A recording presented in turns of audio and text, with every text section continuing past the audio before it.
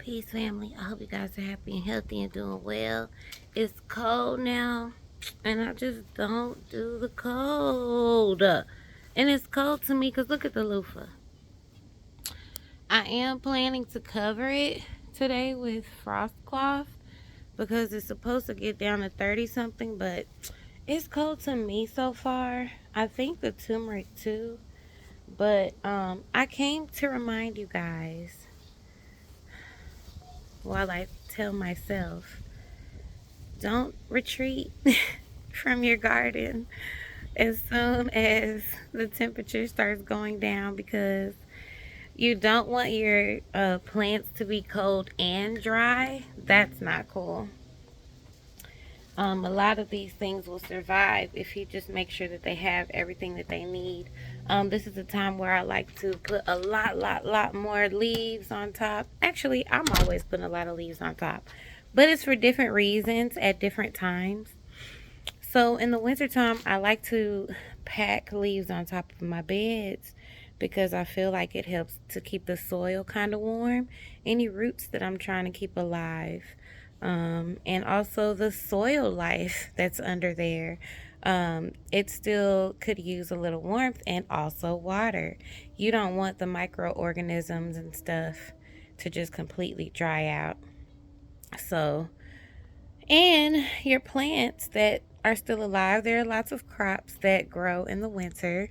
Um, it rains more, so that's really nice. But when it doesn't rain, don't forget to go outside and water. So I'm about to do that. I do come out later in the day. It does take me a little longer. It is harder for me, but this is how I keep my Teddy.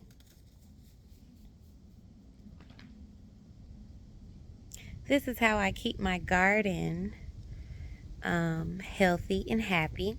I also want to share with you guys, I had like a breakdown yesterday, y'all.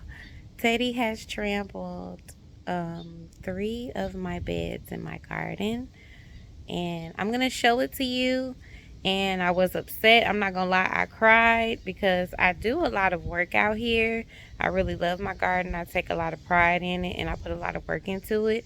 And also I try to get a lot of that work done before it gets cold, because I know that I am not the best in the cold. Like, I really just want to go inside. I want to can. I have a show coming up. um I'll tell you guys about my show a little bit. I have another channel. If you guys are new, first of all, if you're new, thank you for being here. If you subscribe to me this year, I feel like I got a lot of new subscribers. So thank you guys for being here. I appreciate you so much. When I started this channel, I was like, oh snap, I can grow stuff. Like, I should tell people about this because I really believed that I couldn't do it. And so it's nice to know that you guys tune in and that, you're learning with me and next to me, alongside me. And you guys have like really good tips for me and stuff. And you guys encourage me to keep cutting my camera on and showing you what's real. So yesterday I was so hurt, you guys. Teddy, I think the wind was blowing a lot. And so my gate opened, which, if you guys don't know, I got that gate because of Teddy last fall. So I'll put a couple of videos below here, but long story short, Teddy is a carrot killer.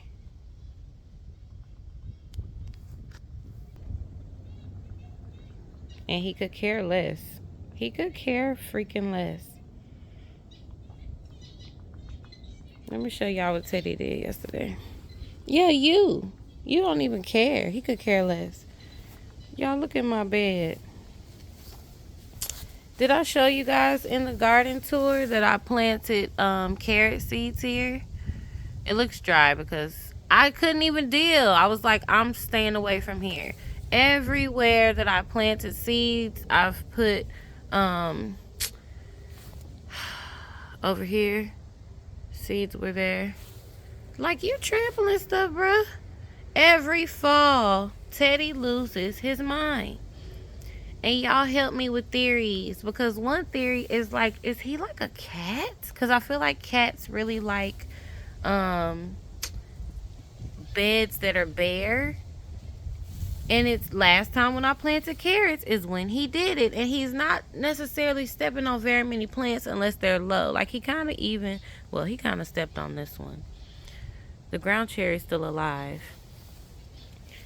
And I was thinking of covering this bed. I have a couple thoughts that I could pull these out, put them in the garage, keep them warm over the winter. Or I can cover this bed and try to replant my carrots and stuff and keep Teddy out of there. But if we go this way, like he really did the most, okay? And that's why I was so upset because, like, I had carrots planted here. I already had somebody eating them. This is where I was wondering, oh, are my garlic going to pop back out? Not if Teddy murders them. Not if Teddy murders them. No, they won't. Because Teddy is a killer of things. You see? Do y'all see? Y'all see? Do y'all know how long? Y'all want to know when I planted this celery? Look at that. September 2nd. To get these little, and he stepped literally right on them. Beans in the beans. Like for the most part, it's the fluffy soil, I guess. I don't know. I don't know what his problem is. But after I got super upset, super, like I had to take a moment. I was like, okay, and you want a homestead, and a dog is a part of your homestead. My husband works overnight, so I like having a dog. Because Teddy be like, oh, he does. Like if somebody comes to the door or something, he's gonna let you know. He will chase the thing. And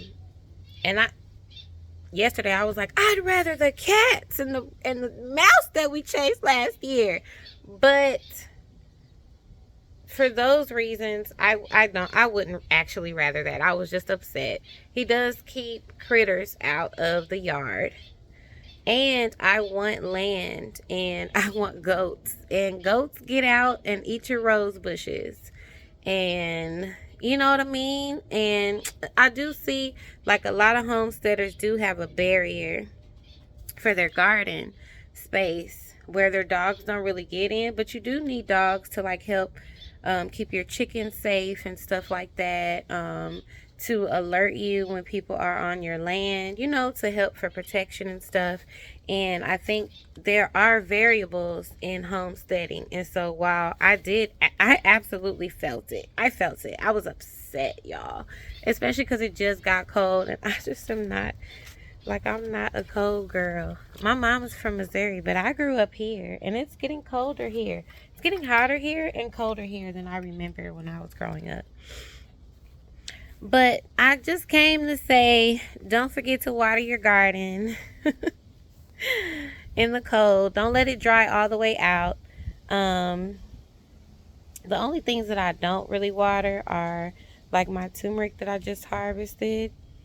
I'll probably just let it get rained in until next year because I'm not expecting any growth or anything out of it. I just want to kind of keep those rhizomes warm enough to pop back out. The ones that I left in are going to just die back and come back. And then I haven't showed you guys this yet because I have another turmeric that I'm waiting for the cold to just kill off. And then I will pull those out. So I'll show you all of the harvests of the turmeric at the same time. So don't forget to water your garden when it's cold. And don't forget that there are going to be variables in homesteading. There's going to be highs and lows in homesteading. There's going to be like a lot of lessons. And it doesn't mean that you don't feel it. It doesn't mean you're not upset because, you know, dang, I thought I was going to get potatoes this year. Or, man, I just planted all that out, you know, and now somebody ruined it. But I think we build resilience and we build sustainability with our ability to keep going and to adapt. And, you know, there's life and death in the garden, and there's highs and lows in life. And I think it, in some ways, builds our character. So, Teddy's still alive. He's still alive. And God's still working on me and said he's still alive. Because I'm not going to tell you that I did not, like, let him know, like, show him what he did. I definitely did do that. Because I do think there has to be correction and, I don't know, fences. I also thought about having higher beds. So let me know what you guys think about that. But Teddy's even jumped in these beds. Teddy's jumped in this bed before. But it was when it was empty. And it was when I put fruit in there. Maybe that's the problem, is because I compost in place a lot. I really am trying to find solutions because, like, he a part of the family. So what you gonna do, basically? Y'all, this loofah is giving. It's giving, y'all. This is the farthest I've ever gotten with loofah before. And I really hope I actually get to harvest some dry loofah. So we're going to cover this loofah up. I'll probably show you guys that too. But just in case that doesn't work, let's take a good look at the loofah. Loofah, you've been so good to us. You're going everywhere, but we appreciate you. We do. Look, it's like, oh, is there a trellis over here? All the way over here? Yeah. That's across the yard, loofah. It's back in the house. Oh, I'm probably going to post my first short very soon. It's on the okra. The okra will die in the cold. But it has done really well. It's big. It's like, shoot, you're not going to shade me out. I'm going to scoot over. It has extra limbs. Loofah, we love you. I definitely will give this more space when I can. But look how beautiful, like, my daughter and my husband be sitting under here. It does have the dead leaves. I'm not gonna lie, I don't pull any of those out. It's all gonna die at once.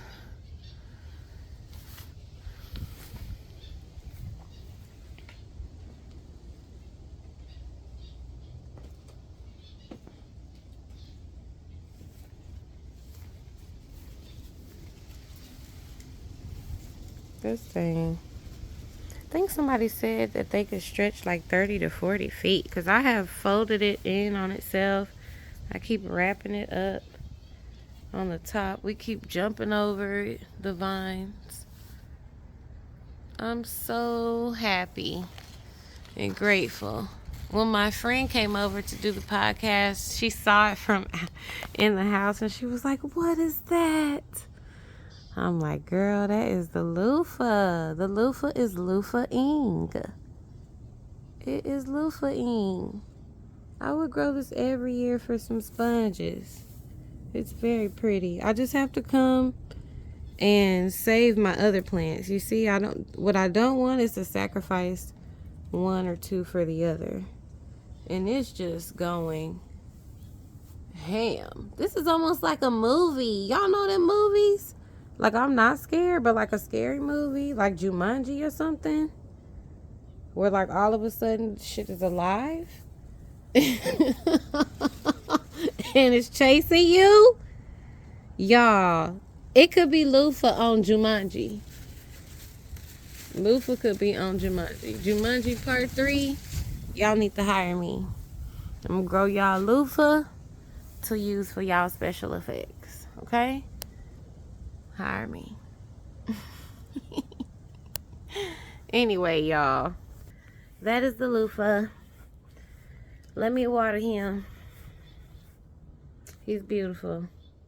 Don't forget about y'all stuff that's on the porch too. Like when it rains sometimes, I'll forget, like, oh snap, it's stuff on the porch you need to water. So we do have to continue to take care of our gardens and our homesteads and our animals in the cold. That's another thing. If I want to have chickens and goats and stuff like that, I can't retreat the way that I do with the garden. Because sometimes I'll just be like, through the looking glass, how you doing out there? But I still have a little bit of like harvesting and moving around and decisions to make. I am going to cover the loofah just with some frost cloth because it's supposed to warm back up next week, up to like 85 or so. I do want to harvest a few other things in case they die, like more stevia. I think everything else might be all right. All right. Love y'all. I'll see y'all in the next video. Peace.